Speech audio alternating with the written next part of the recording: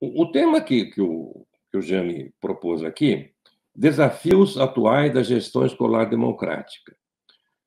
Não vamos dar nenhuma receita, nenhum modo de fazer, nenhum método. Vamos trabalhar princípios, tá?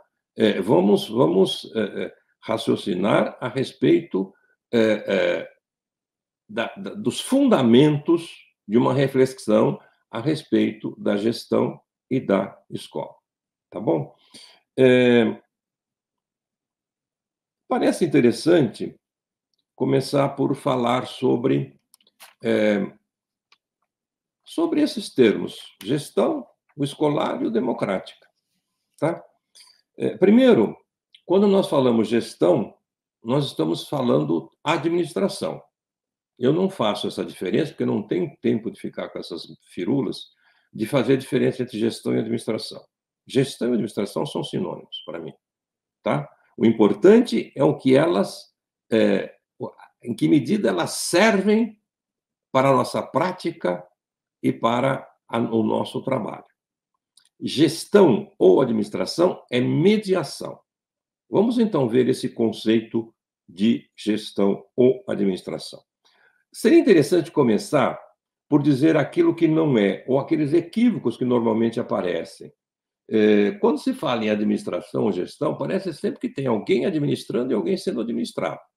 Parece que precisa sempre ter alguma dominação de alguém sobre alguém, ou de alguém sobre algum grupo, ou de algum grupo sobre outros grupos. Há administração desse tipo, mas isso não esgota o conceito de administração. A administração é muito mais do que isso, tá?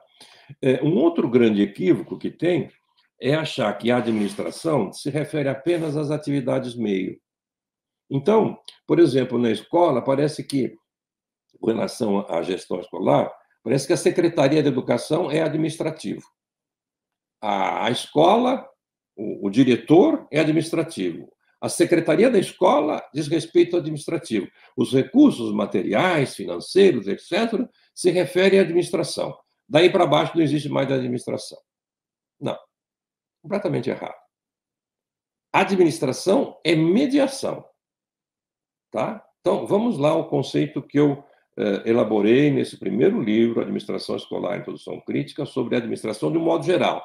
Qualquer tipo de administração, qualquer administração. O conceito mais abstrato, sintético de administração ou gestão. Administração é a utilização racional de recursos para atingir determinados fins. Portanto, existem meios, existem recursos, existe um fim a ser atingido. A administração é tudo aquilo que fazemos, que dispomos, que intervimos para levar esses recursos a atingir o fim necessário. Então, esse é o conceito de administração. Então, existe todo tipo de administração. Você pode falar em administração empresarial capitalista, você pode falar em administração de um hospital, administração de uma igreja, administração da própria casa e assim por diante. São administrações que são diferentes umas das outras, mas todas elas têm essa característica. É a mediação que você faz para alcançar o objetivo. Então, guarde aí o princípio básico, fundamental de qualquer administração. Os meios têm que ser adequados aos fins. Se você está preocupado com os meios para atingir determinado fim, então esses meios não podem contrariar os fins, tá? Eu costumo brincar, eu não vou pescar com uma metralhadora e nem vou para a guerra com uma vara de pescar. Eu tenho que usar os meios adequados aos fins. Se é assim, então nós temos que ter muito presente o fim. Não basta ser uma boa administração. Percebe? Você pode ter uma boa administração de um hospital e você, eticamente, está sendo apoiado pela reflexão e pela concepção humana do ser humano de alguma coisa boa que você está fazendo. Você administra meios para salvar vidas. Percebe? Você pode ser ou não competente para fazer isso, mas isso é administração. Mas você pode ser também muito competente, utilizando da forma mais adequada possível os meios para matar pessoas, como se faz na guerra, por exemplo, ou como se faz no tráfico, ou como faz a polícia, matando preto, puta e pobre, por exemplo. Entendeu? Então, veja, não basta ser um bom administrador, não basta ter uma boa administração. É preciso saber quais os fins você está pensando. Pronto. Então, falamos sobre esse primeiro aspecto do conceito de administração. Então, veja, se os fins condicionam os meios, você pode, por exemplo, numa empresa capitalista, ser completamente favorável aos fins e ser dominador. Você pode, numa empresa qualquer, ou é o que acontece, na verdade, na chamada administração de empresas, que eles chamam de administração geral, mas que de geral não tem nada disso. Toda a teoria da chamada administração geral, saibam já, não é geral, não. É um tipo de administração. É uma administração autoritária ligada a objetivos do capital. E aí você pode ser autoritário, sem contrariar os fins. Porque o fim do empresário na empresa capitalista não é a democracia ou o bem-estar do trabalhador. Não. O fim último do capital é apropriar-se da riqueza produzida pelos trabalhadores. E para você apropriar-se dessa riqueza, você pode muito bem ser autoritário. Então, se você tiver constrangimentos sociais que não te permite, por exemplo, bater no trabalhador, você não vai bater. Mas se você não tiver esses constrangimentos sociais, e você precisa disso para produzir riquezas, você vai bater sim. Você vai utilizar, por exemplo, o trabalho escravo. A escravidão no Brasil foi feita a serviço do capital. Percebe? E funcionou muito bem. Os meios estavam adequados aos fins. Agora, não é a mesma coisa quando o fim que você tem em mente na sua empresa, e nós podemos dizer que a escola é uma empresa aqui não no sentido de uma empresa produtora de mercadorias, mas uma empresa no sentido de que é uma instituição que envolve o esforço humano coletivo para alcançar algum fim. Então, nesse sentido, a escola é uma empresa. Mas veja, é uma empresa especial. Qual o fim da educação? Então, a pergunta que eu faço inicialmente é o seguinte: esse fim que a escola deve perseguir permite que os meios sejam autoritários? Fica essa pergunta aí no ar, tá? Então, veja, administração não é simplesmente alguém mandando em alguém. O ser humano não é tão pobre assim de virtudes e de qualidades que ele não possa administrar-se a si mesmo, ou se autogerir, por exemplo, tá? Então, não vale essa de achar que a administração é simplesmente alguém em cima e os outros obedecendo. Vamos ver na escola. O objetivo da escola é o pedagógico. Então, aquele segundo equívoco lá precisa ser desmanchado.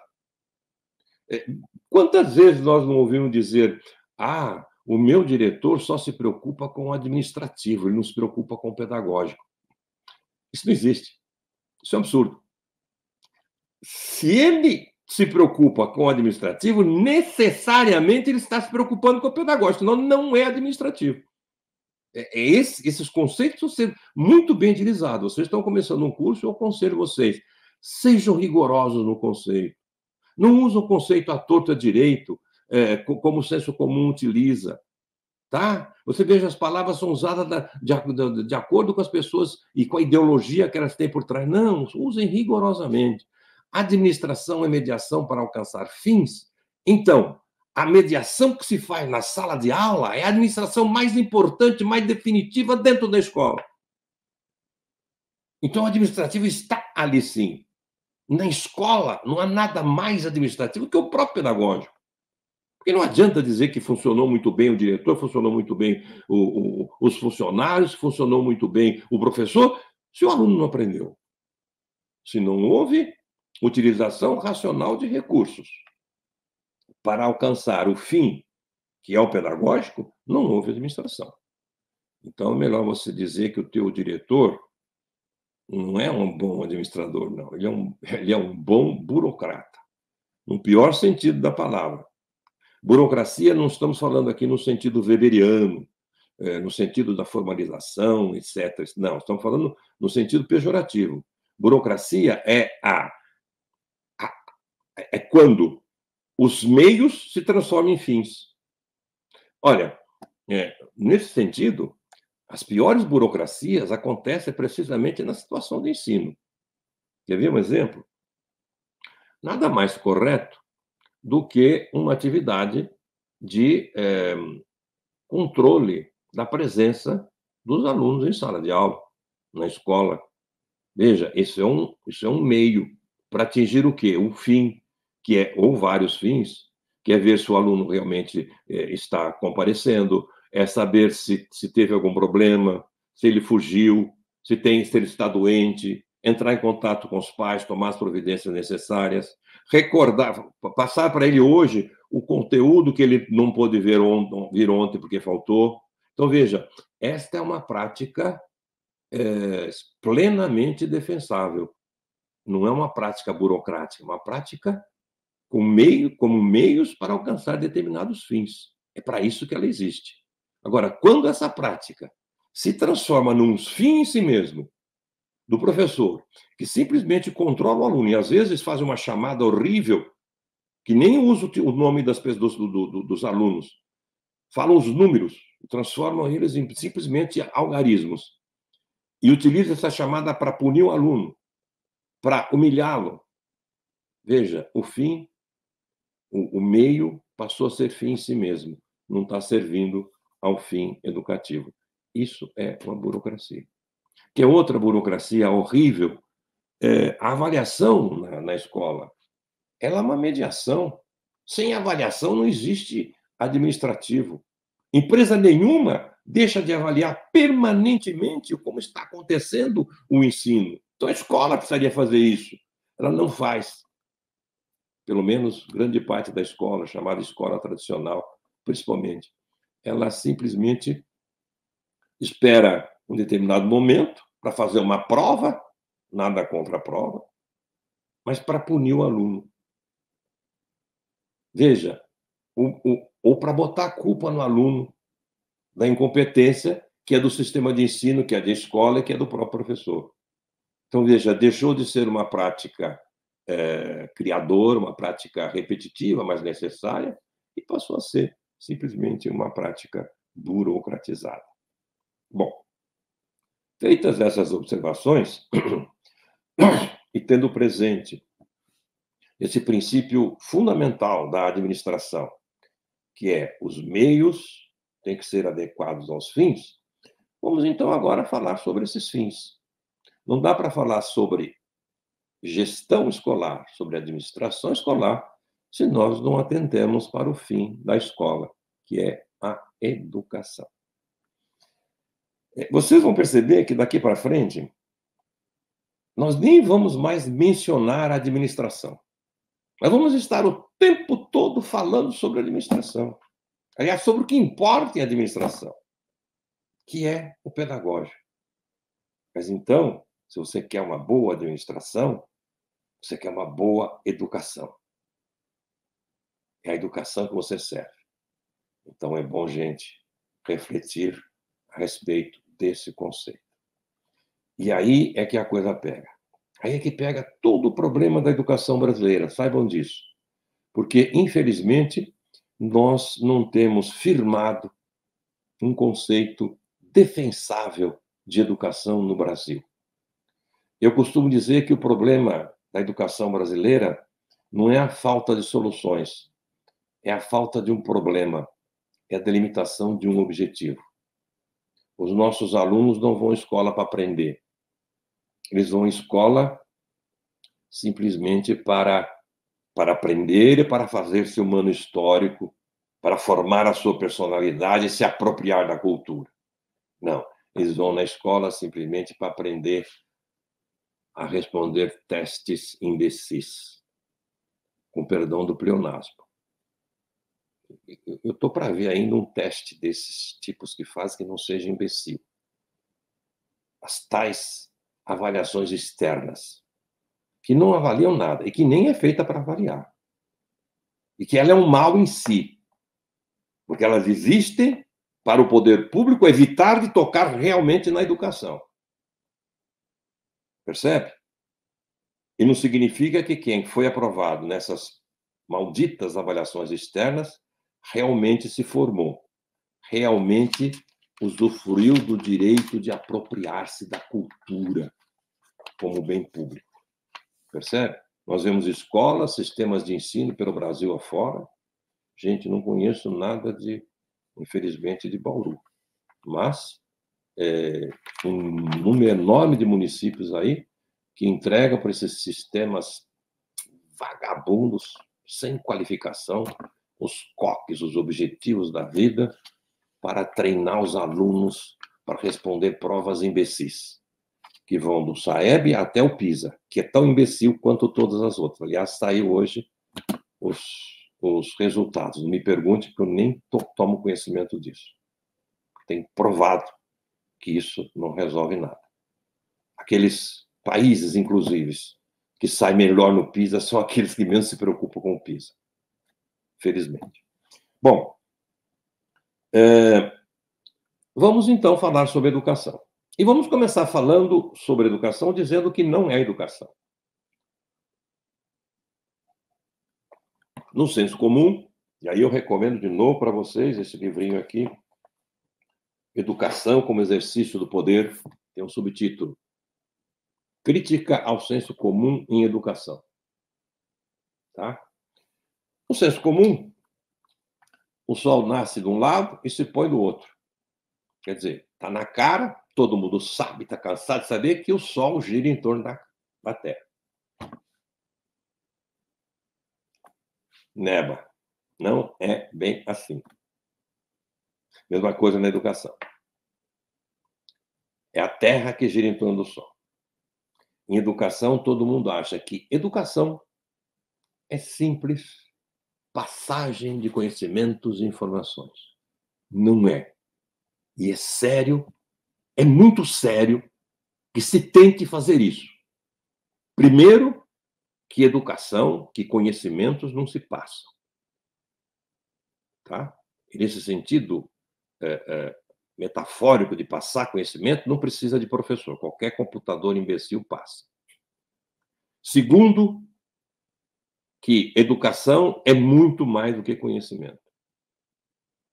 O humano histórico está muito acima disso. Isso que eles chamam conhecimento, geografia, matemática e tal, e para aprender bem burramente, é bom para os empresários, para selecionar seus empregados, dóceis e tudo mais. A educação é muito mais do que isso. Esse tipo de educação, a chamada educação tradicional, ou a chamada hoje, que eu chamo de neotradicionalismo, os conteudistas da vida, os histórico-críticos ou qualquer coisa assim, para administrar essa escola é muito fácil. Basta você ser um imbecil de um administrador de empresas, vai lá, fiscaliza o professor fiscaliza o aluno e faz ele estudar na marra. E não estuda. E vira uma desgraça. E o Brasil inteiro tem uma multidão enorme de analfabetos, de todos os sentidos. Político, funcional, cultural e tudo mais. Que ainda é capaz de defender e de eleger um verme para a presidência da República. E defender ideias completamente estapafúrdias por aí. Porque a escola não cumpriu o seu dever. Que não é ser contra essas crenças, mas é ser a favor da cultura e da educação de verdade. Falta educação, não repressão. Pois bem, vamos então falar um pouco sobre o que é educação. E falando sobre o que é educação, aí sim, nós temos o cardápio prontinho. para deglutirmos em termos de o que é administrar e do que não é administrar. Porque sem ter presente qual é o fim da escola, não dá para ver administração de escola. Nós temos que partir do fato de que, e acho que todos vocês concordam, que a educação visa o ser humano. É diferente treinar um cachorrinho, basta fazer um Pavlov com ele, estímulo-resposta. Ele pode responder até testes desse cérebro da vida. Pode fazer.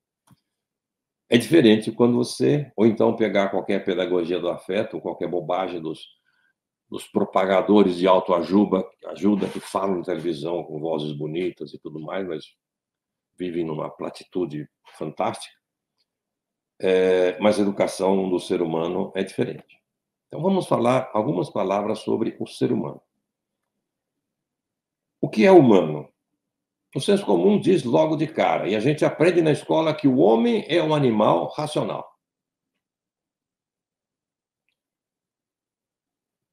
Sim,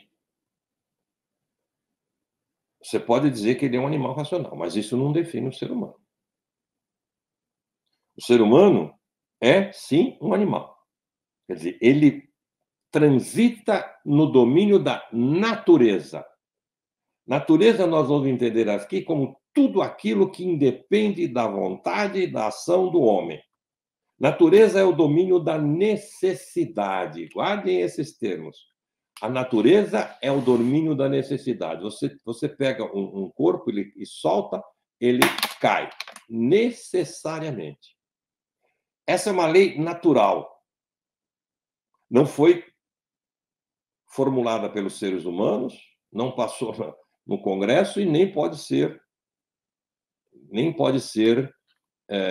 revogado pelos liras e pachecos da vida. Pode fazer tanta desgraça, mas isso eles não podem fazer. Tá? Necessidade. Natureza pura. O homem é natureza. Gente, quando eu falo homem, eu estou falando homem no sentido genérico. Homem, mulher, branco, gordo, preto, moreno,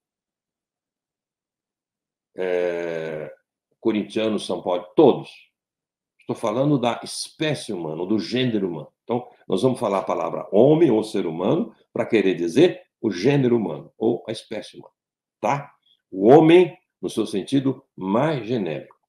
Então, veja, o ser humano, ele é natureza, composto de células, sangue, músculos, etc. Um animal.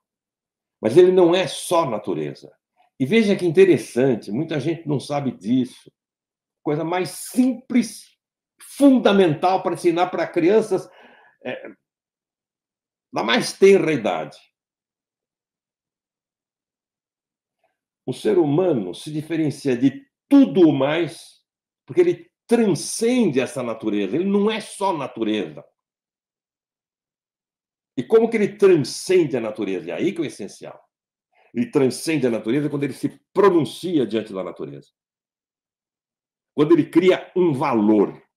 Quando ele diz, isto eu quero, isto eu não quero. Isto é bom, isto não é bom. Ele expressa a sua vontade e cria um valor,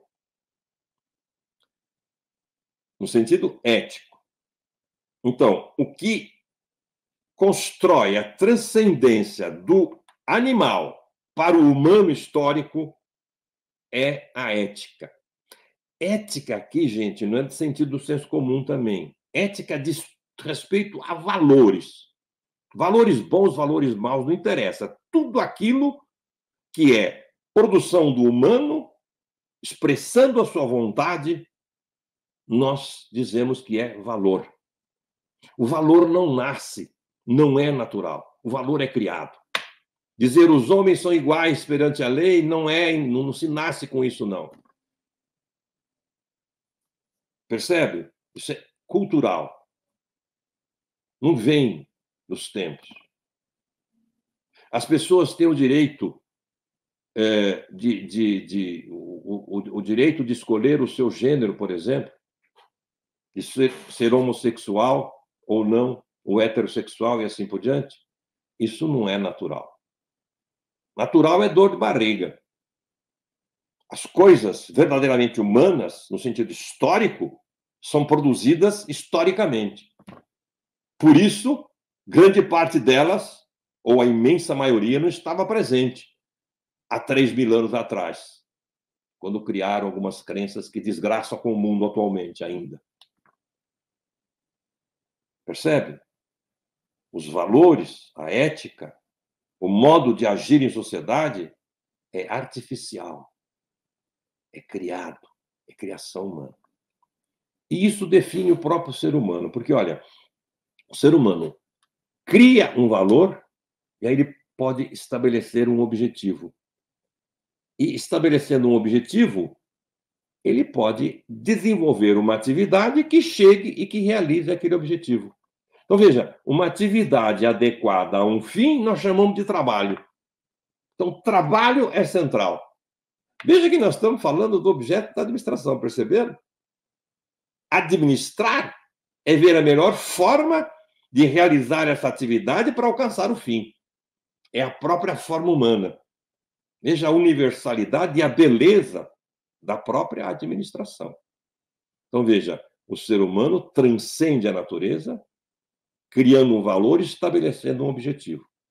Aí ele se faz humano. Aí ele se faz histórico. O trabalho é uma atividade adequada a um fim. Só o homem trabalha. E o histórico aí se faz pelo trabalho. Por exemplo, o ser humano poderia continuar andando sobre suas pernas, como faziam todos os outros animais, como fazem a maioria dos animais que têm 2 pernas, né? Claro. De repente, na história, ele fala: não, eu gostaria de chegar depressa e sem fazer força. Opa, criou um valor. Ele podia naturalmente continuar andando. Não, eu não quero continuar andando e carregando coisa pesada. Eu quero andar depressa e sem fazer força. Pronto, criou um valor. Aí ele estabelece um objetivo. Olha, que tal se a gente domesticar esses quadrúpedes que tem aqui ao lado da nossa caverna? Pronto. Então vai lá e domestica a zebra, o cavalo, ou a girafa, sei lá. Domestica o cavalo. Pronto, uma atividade adequada a um fim. Ele transformou a natureza? Transformou. O cavalo, que era bravio, passou a ser domado. Mas ele transformou também a sua própria condição. Ele criou história. A natureza não tem história. Veja, história não é simplesmente a sucessão de fatos no tempo. Sucessão de fatos no tempo, a natureza também tem. Veja esse exemplo para nós vermos a diferença entre a sucessão de fatos no tempo como natureza e a própria história. Tá? E ensina para o professor de história, esse ele não sabe geralmente o que é história, porque muitos deles não sabem. Tem alguns que até ensinam a Bíblia em vez de ensinar a história, então danou-se, né? Veja, se você pegar uma espécie qualquer hoje e compará-la com ela há 10.000 anos atrás, não há diferença. Se você, em vez de pegar 10.000 anos atrás, você pegar há 10 milhões de anos, você vai notar pequenas diferenças. Mas não são diferenças históricas. Não foi a espécie que introduziu essa diferença. São diferenças naturais. Aconteceram pela própria lei natural de evolução das espécies. Lei que levou o ser humano até esse ponto. Mas chegou um determinado momento em que o ser humano desprega-se da natureza. E passa a não ser mais simplesmente humano animal e passa a ser humano histórico. Antes de domesticar o cavalo, se você comparar o ser humano antes e depois, Em termos naturais, é o mesmo. Antes era um ser humano com 2 pernas, 2 braços e um cérebro. Depois, também. 2 pernas, 2 braços e um cérebro. Se você pensar esse mesmo ser humano, que é o que nos interessa, senão não dá para falar de educação. É um conceito de humano que transcende o senso comum. Senão não dá para falar sobre educação e nem dá para fazer boa administração. Antes dele domesticar o cavalo, e ele não se contenta em domesticar o cavalo, ele inventa a roda, a charrete, a carroça, o caminhão, o trator, o avião, o foguete e assim por diante. Então, veja, antes dele domesticar o cavalo, ele era um ser com 2 pernas, 2 braços, um cérebro que necessariamente, naturalmente, andava a pé. Quando ele exerce a sua condição humana, ele faz história. Depois que ele domesticou o cavalo, então agora ele é um ser com 2 pernas, 2 braços, um cérebro, e que pode optar entre andar a pé e andar a cavalo. Optar autonomamente, como sujeito. Percebeu? Esse é o ser histórico. Há uma transformação não no seu físico, há uma transformação na sua condição histórica. Esta é a condição do humano. Acima de qualquer crença, de qualquer bobagem religiosa, o humano é isso. O ser humano é um ser criado pelo ser humano, pelo trabalho. Tá? E veja, essa condição de sujeito é que o identifica. Então, sempre que falarmos sujeito aqui, gente, vocês percebem, não é simplesmente. Sujeito talvez seja o conceito mais importante que nós possamos falar aqui hoje. Pense sempre em sujeito quando vocês pensarem em educação. Quando vocês pensarem na coordenação do esforço humano coletivo na escola. Sujeito não é simplesmente ator, não é simplesmente agente. Sujeito é autor, alguém que tem a vontade e que busca realizar essa vontade. Essa é a condição humana de autonomia. Pois bem, o ser humano, ele produz, portanto, a sua materialidade. Agora, eu não produzo a minha materialidade. O que é produzir a minha materialidade? Produzir minha comida, minha bebida, minha moradia, minha condução, meu lazer, minha educação e assim por diante. Sou eu que produzo. Cada um de nós produz. Só que é o seguinte, eu não produzo diretamente tudo. Eu tenho que produzi-lo indiretamente. Desde que existe o ser humano, desde que ele conseguiu diferenciar-se realmente da natureza e fazer-se humano histórico, nas sociedades mais antigas, um caça, outro pesca, outro cuida das crianças, outro faz vaso e todos têm acesso ao trabalho de todos. Divisão social do trabalho. Sem essa divisão social do trabalho, não há humano. O humano é um ser plural. Não existe ser humano no singular. Percebeu? Quem conseguiu levar ao maior refinamento esta condição humana foi um cara chamado Karl Marx, há mais de 150 anos. E até hoje, isso não é matéria de escola, infelizmente. Porque isso é revolucionário. Isso te faz criar uma nova ética, muito superior a qualquer ética religiosa baseada num Deus, num profeta, num Messias ou no diabo que eu seja. Por quê? Tudo que eu tenho foi produzido pela humanidade inteira. Fui eu que produzi essa camisa que eu estou vestindo. Mas não fui eu que produzi diretamente. A quem eu devo a produção desta roupa? A quem me vendeu no shopping? A quem levou até o shopping? A quem embalou antes? A pessoa que vendeu na fábrica, na confecção, na tecelagem? Você vai voltando, vai sendo milhares, milhões, bilhões de pessoas, quando você chega até o momento em que foi jogado o algodão na terra, e antes disso, quando passou o trator, ou quem produziu a camisa do motorista do trator, e quem produziu o trator. E o trator foi inventado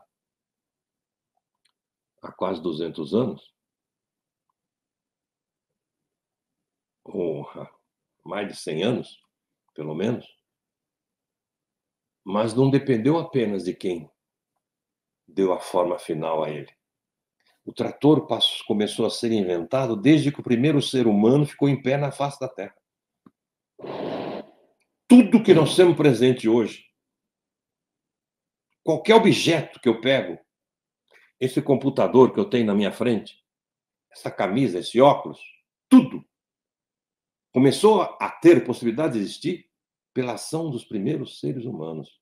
Então eu não dependo apenas do meu próximo, como dizem muitas crenças babacas. Eu dependo radicalmente do meu distante, no tempo e no espaço. Bilhões e bilhões de pessoas. Todos contribuíram para que eu hoje tivesse a minha vida. E continue fazendo. Essa dimensão é que precisa ser apropriado pelos seres humanos que querem viver humanamente uma sociedade com uma ética mais elevada. Isso nos dá a percepção de que nós somos um simples grão de areia no deserto, que poderia nos deixar frustrados. Poxa, não sou nada. Não, você é tudo. Sem grãos de areia, não há desertos. Essa é a grandeza do humano. Cada um de nós somos a humanidade inteira. Isso não é jogo de palavras, não. Isso é a verdade. Cada um de nós. E veja, para eu contribuir para a humanidade, eu não preciso ser um grande herói, um César, um Napoleão, um Mahatma Gandhi. Basta que eu faça bem a minha parte. Mas aí eu ganho um outro estofo em termos de ética social, de como me relacionar com o outro. Eu não tenho simplesmente que fazer o bem ao outro pensando em ir para o céu ou ficar agradando um Deus chorão que precisa rezar toda hora para ele, de tão fraco que ele é.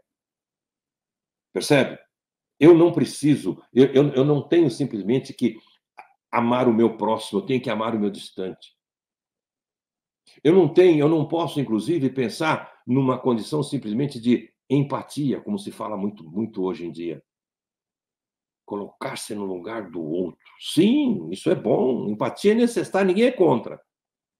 Se bem que até parece que é meio hipócrita, né? Porque você só faz o bem se você estiver no lugar do outro, porque aí você faz o bem para você mesmo. Não. A nova ética nos leva verdadeiramente a pegar o outro e eu ser o nome da humanidade inteira. Então, veja, isso fundamentaria muito bem todos os programas de diversidade que nós temos aí. As pessoas, às vezes, não têm consciência disso.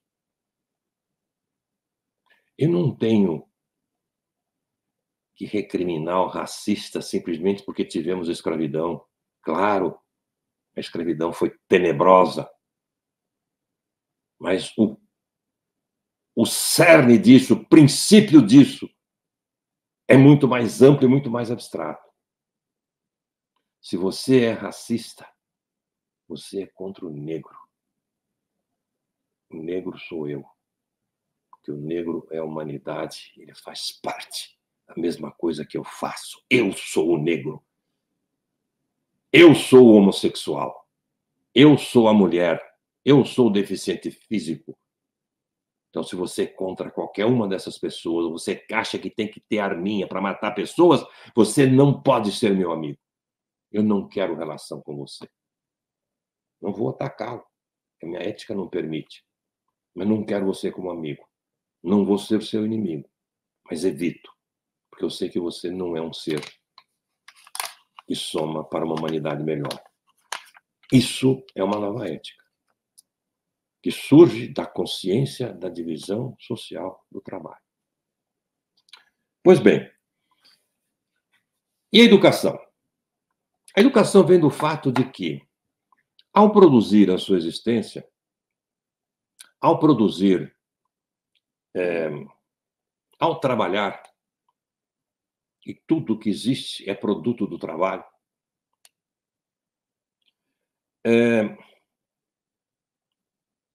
o ser humano produz o quê?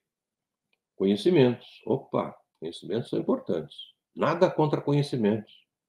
Minha diferença com os conteudistas não é com o conteúdo, não é com a pobreza do conteúdo deles.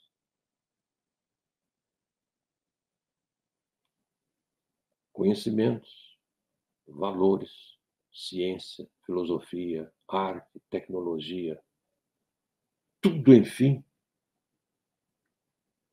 que se contrapõe à necessidade natural. O ser humano, historicamente, produziu cultura.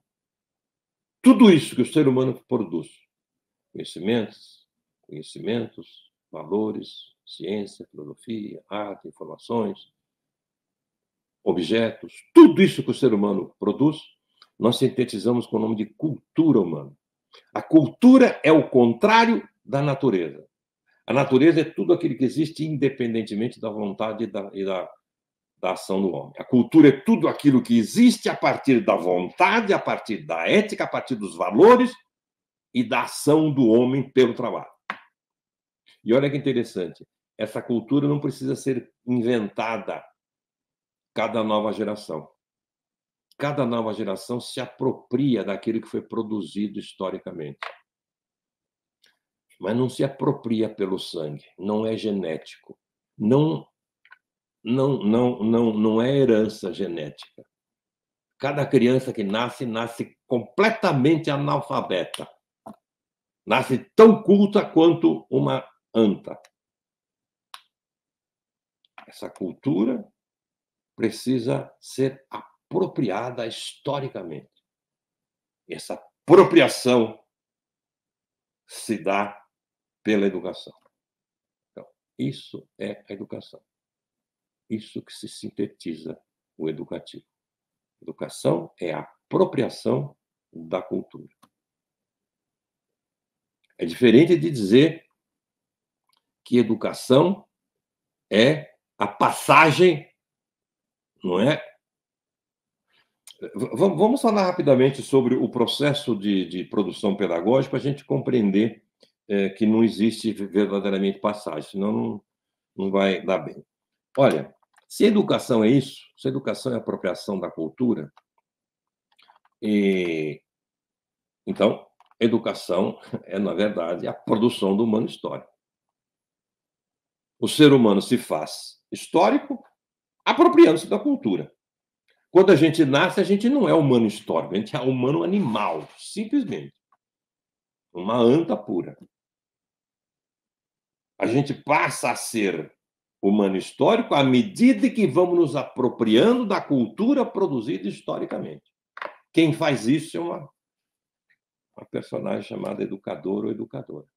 Veja a grandeza da educação. Educação é formar seres humanos históricos, é formar sujeitos históricos. Tá? Pois bem, se é assim, como que se dá o processo de produção pedagógico, que é um trabalho, que é uma atividade adequada a um fim? Olha, em todo o processo de trabalho, existe um objeto de trabalho. Eu vou produzir uma mesa, eu pego tábuas e transformo essa tábua em mesa. Essa tábua, isso que se transforma no processo, nós chamamos de objeto de trabalho. No processo de educação, o processo de trabalho, no processo de produção pedagógica, esse processo de trabalho tem como objeto de trabalho aquilo que se transforma no processo, o educando. Porque é ele que se transforma. Não se transforma fisicamente. Por isso que nós falamos tudo isso até agora. Ele se transforma em sua personalidade viva. Ele se transforma em cada vez mais humano histórico à medida em que vai se apropriando de conhecimentos, de valores, de condutas, de crenças, de filosofia, e assim por diante. Então, ele é o objeto de trabalho. Então, veja só, se o objeto de trabalho é o educando, e nós temos como fim a produção do humano histórico, certo? Os meios não podem contrariar os fins. Se o fim é o humano histórico, que é um sujeito, percebe? O educando necessariamente tem que ser sujeito. Senhor de vontade. O educando só aprende se for sujeito. O educando só aprende se quiser.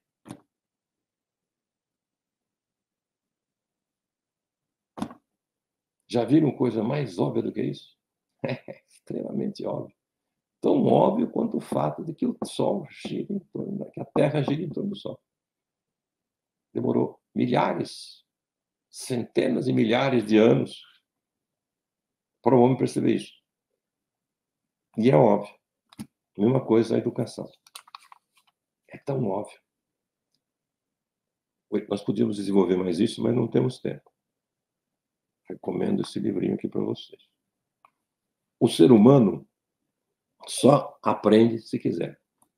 Quantas vezes nós ouvimos: o educando, a educação foi muito boa, a escola é ótima, a gestão é muito boa, tem os recursos e tudo mais, os professores são muito bem formados, mas o educando não aprendeu porque não quis.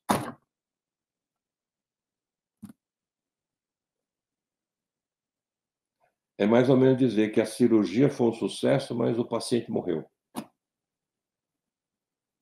Esquece-se que levar a criança a querer aprender é a função do pedagógico. Se ela já quer, se ela já tem vontade de aprender, não precisa nem de escola. Ela aprende sozinha. Toda a história da pedagogia, todo o desenvolvimento da ciência pedagógica foi buscar formas de fazer com que o educando queira aprender. E quando ele quer aprender, ninguém segura.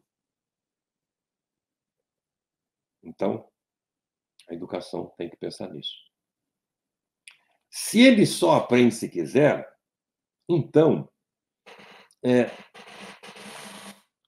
o professor, o educador ou educadora, tem que levá-lo a querer aprender.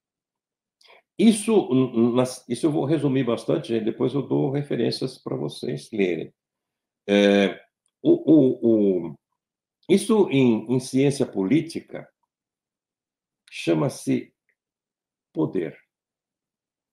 Poder social é o seguinte: é a capacidade de levar o outro a agir de acordo com a minha vontade.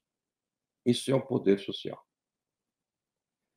Esse é o essencial da política. Política, no seu sentido mais rigoroso, é a capacidade de levar o outro a agir de acordo com a minha vontade. É o exercício do poder. Existem duas formas de exercer o poder. Você pode levar o outro a agir de acordo com a sua vontade, dominando. Essa é a forma tradicional. É a forma que, infelizmente, vigora na nossa sociedade. Essa forma é muito forte. Se eu apresento uma arma e falo, faça isso, você, na presença da arma, não tem o que fazer. Então, eu sou forte. Mas existe uma outra forma. Existe uma outra forma de política que todo mundo esquece. Eu, em vez de forçá-lo, eu posso persuadi-lo. Sem arma, sem nada. Veja, eu posso dialogar com você e conseguir que você haja de acordo com a minha vontade. Essa forma é extremamente frágil, porque ao tentar persuadi-lo, eu corro o risco de não conseguir. E mais, eu corro o risco de que você me convença do contrário. Esta forma frágil, dialógica, que é o contrário da forma autoritária, chama-se democracia. Esse é o conceito de democracia. É levar o outro a agir de acordo com a sua vontade sem impor. É a convivência entre sujeitos que se reforçam como sujeito. O autoritarismo tira a condição do outro de sujeito, que passa a ser um mero objeto, sem vontade. A democracia, não. Só que a democracia, o autoritarismo, ele tem muita força, mas ele só se mantém enquanto estiver presente o elemento coator. Saindo daqui, você vai conspirar contra mim. Não existe sociedade mais forte que possa manter-se, poder mais forte que possa manter-se apenas pela força. Precisaria ter um guarda ao lado de cada cidadão. Depois, um guarda ao lado de cada guarda, que o cidadão podia muito bem convencer o guarda do contrário. No caso do diálogo, da democracia, ela vai tirar sua força precisamente dessa sua fragilidade. Que quando eu consigo convencê-lo, você se apropria daquele pensamento e se concorda comigo, você se convence. Ele passa a ser seu, compondo a sua personalidade. Saindo daqui, você não vai brigar contra mim. Gente, qualquer semelhança desta relação democrática com a relação pedagógica não é mero acaso. Esta é a relação pedagógica, necessariamente democrática. Veja, eu não passo conhecimento. Eu não educo alguém. Eu curo alguém. Mas dizer eu educo alguém é apenas uma figura de linguagem, uma licença poética, uma metáfora para querer dizer eu propicio condições para que o outro se eduque. Ele é o sujeito nessa relação. Então, veja, presta atenção, quando eu, por ter conhecimento, prática e comprometimento pedagógico, tenho condições e propicio condições para que você se aproprie de um determinado conhecimento, de determinado valor, de determinada habilidade, etc., esse conhecimento, esse valor passa a ser seu sem deixar de ser meu. Percebeu? Não existe passagem.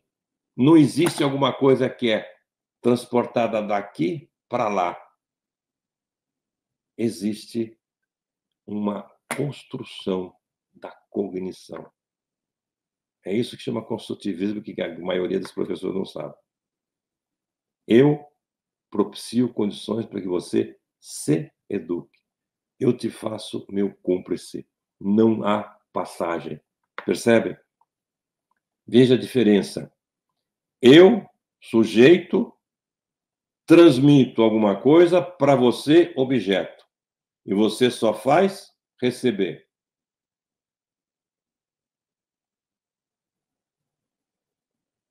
Desse outro conceito.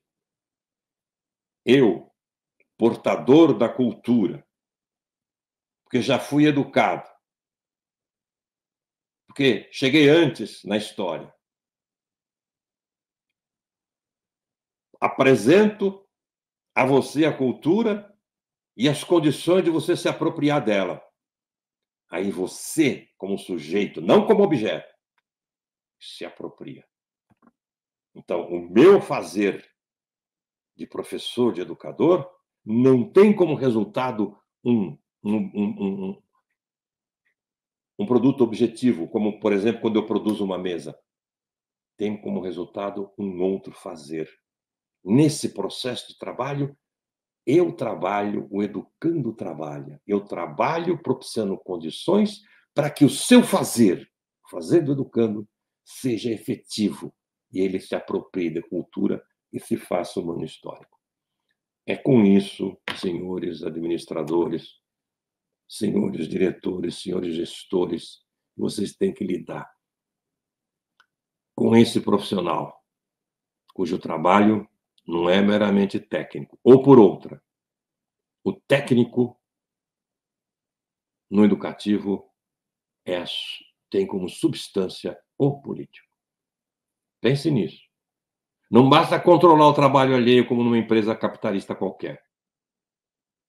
Porque aqui, numa empresa qualquer, eu para produzir uma mesa, eu não preciso pedir licença para a tábua e ter uma relação política com ela. A sua resistência é passiva, como mera natureza. Com o educando, não. Eu tenho que ter uma habilidade e um comprometimento político. E isso faz toda a diferença. Lá, o trabalho pode ser forçado. E educação, ele precisa ser livre. Então, o controle do trabalho alheio é eliminado. O que existe é a coordenação do trabalho humano coletivo. Este é o paradigma de uma gestão verdadeiramente democrática.